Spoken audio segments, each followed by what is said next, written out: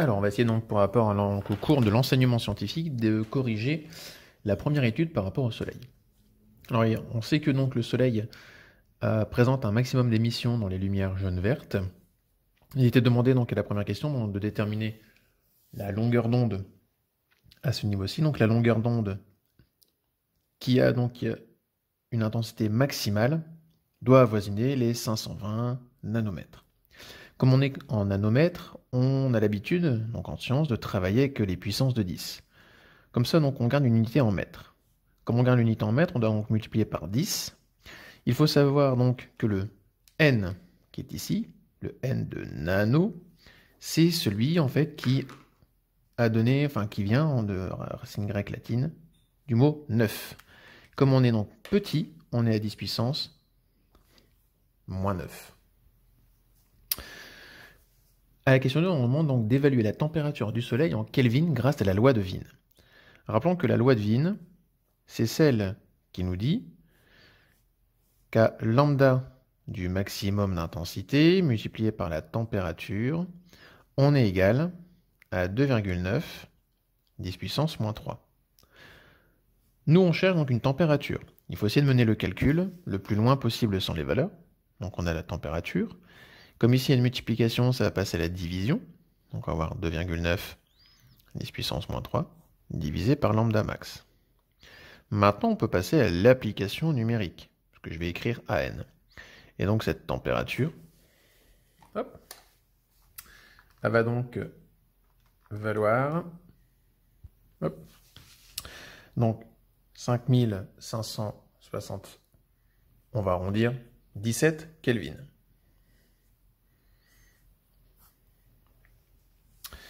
Question numéro 3, on demande donc de donner la température maintenant en degrés Celsius.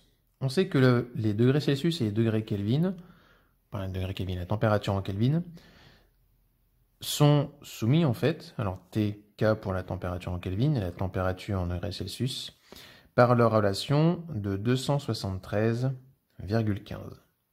Comme ici on a trouvé donc la température en Kelvin, qu'on veut la température nous en degrés Celsius, c'est ce terme d'addition qui passe de l'autre côté.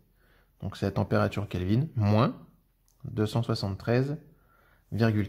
Et donc si à notre calcul précédent on lui soustrait les 273,15, on va récupérer une température qui va avoisiner en degrés Celsius les 5304 degrés Celsius.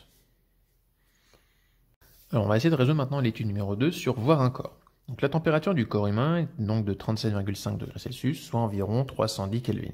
On n'aura pas de changement à faire, c'est le sujet qui nous donne les températures ici. Déterminer la longueur d'onde correspondant au maximum d'émission du corps humain. Donc on cherche un lambda. Puisqu'on connaît donc une température et que ça c'est connu, il faut donc trouver une relation entre les deux. Si déjà on se propose de les écrire de cette manière, alors on comprend qu'on va devoir utiliser ce qu'on appelle la loi de Wien, que lambda fois t sera égal à 2,9 10 puissance moins 3.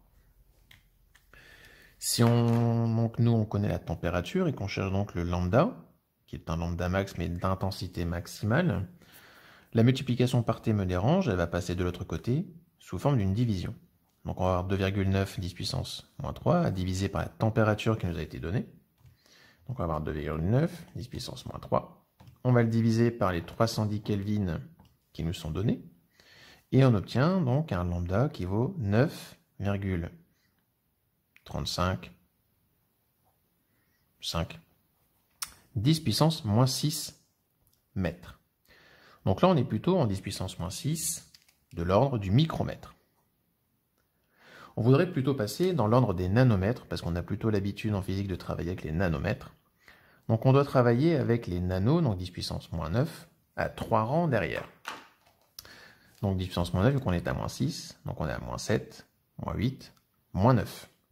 Donc cette virgule, si je la déplace ici, j'aurai bien donc des nanomètres. Donc on est avoisinant les 9355 nanomètres.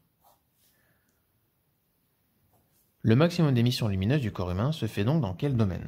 Eh bien si je suis à 9355 nanomètres, il faut essayer sur un petit axe, très schématique, se représenter déjà en nanomètres les zones visibles et non visibles. Nous, notre œil est capable de voir entre 400 et 800 nanomètres. On va prendre vraiment très très large le spectre visible. Donc ça, c'est notre partie visible. Maintenant, il faut réussir quand même à se souvenir des couleurs des bornes. Donc tout ce qui est donc du côté 400, ici, en dessous, ce sont les UV, les ultraviolets. Au-dessus de 800, on est plutôt dans ce qu'on appelle l'infrarouge, on a dépassé la couleur rouge. Et donc avec nous, notre longueur d'onde qui est à 9355, on est très loin derrière. Donc le domaine dans lequel on a travaillé, c'est le domaine de l'infrarouge. Alors on va essayer de résoudre donc l'étude numéro 4 sur l'étoile filante. Ce problème donc, il permet, donc en 2002, lorsqu'on observait donc une supernova dans une galaxie lointaine, à l'aide donc du VLT, au Chili, donc des astronomes ont pu observer donc une étoile filante traversant le champ du télescope.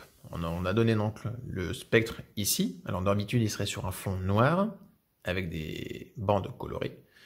Et donc on a le diagramme d'intensité lumineuse, d'accord, pour chaque ray qui a été relevé. Donc on en donne les rays, on a donc lambda qui vaut 396, 412, 436, 455, 486, 616, 656 et 700, tout ça en nanomètres. On rappelle la valeur de la vitesse, enfin tout le moins la célérité de la lumière, C. Et on a donc le diagramme qui nous donne donc l'intensité en fonction des lambdas. À chaque fois qu'on a donc le pointillé, ça veut dire qu'on se réfère à une longueur d'onde du spectre. Si on prend donc le compte, on a les bonnes raies par rapport au bon nombre donc, de pointillés. Donc on doit répondre sur le type de spectre, de qualifier la type de source lumineuse. Étant donné qu'on a le spectre, on va déterminer le lambda max. Et on va donc évaluer la température T de l'étoile filante. De quel type de spectre s'agit-il? Eh bien en fait, ce spectre, si au départ il est sur fond noir et qu'on doit avoir des bandes colorées, ça veut dire qu'on est sur ce qu'on appelle un spectre d'émission. Comment qualifie-t-on ce type de source lumineuse? Une source lumineuse, c'est-à-dire comme la supernova à ce moment-là, si elle émet plusieurs raies, donc ici il y en a bien plus qu'une, donc on envoie plusieurs longueurs d'onde, donc on envoie plusieurs ondes chromatiques, ce qui veut dire qu'on en a un système qui a plusieurs chromatiques, donc on est sur un système polychromatique. Déterminer la longueur d'onde lambda max du maximum d'intensité lumineuse. Eh bien le lambda max, ce n'est pas le lambda le plus lointain atteint. Pour rappel, on va devoir faire l'utilisation de la loi de Wien. Et donc, comme on prend la loi de Wien, ça veut dire que notre maximum à nous, c'est celui pour lequel j'ai l'intensité la plus haute. L'intensité la plus haute, c'est celui-ci. Donc, le lambda max, ça sera donc ce lambda qui est à relever avant les 500. On sait que c'est donc le premier, deuxième, troisième, quatrième, cinquième lambda. Donc, premier, deuxième, troisième, quatrième, cinquième. Donc, pour la question numéro 3, le lambda max, c'est 486. Question 4, on va devoir évaluer la température de l'étoile, déterminer le domaine de fréquence avec la fréquence.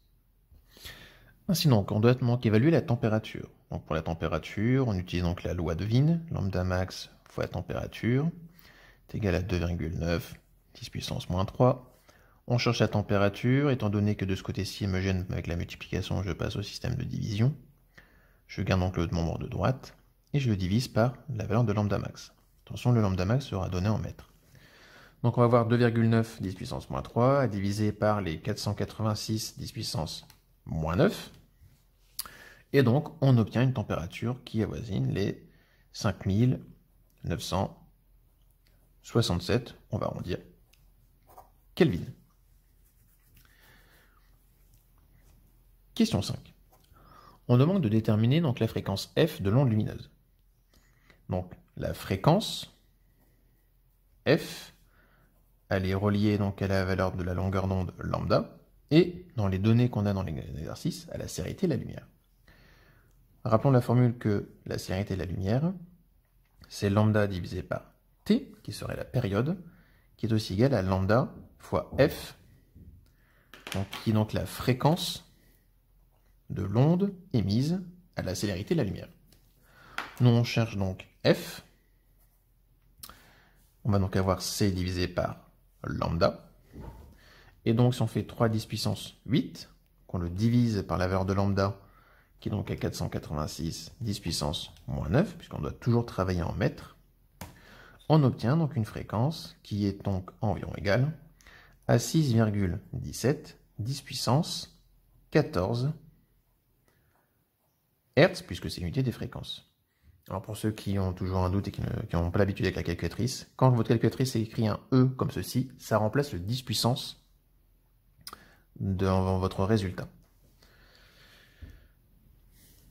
Question 6, et c'est la dernière.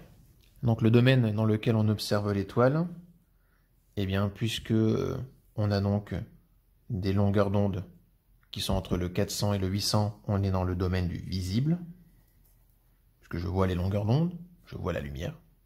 Et de quelle couleur semble-t-elle apparaître? Eh bien, à 486 nanomètres, qui est donc l'intensité la plus forte, on correspond à quelque chose qui est à peu près dans la couleur bleue.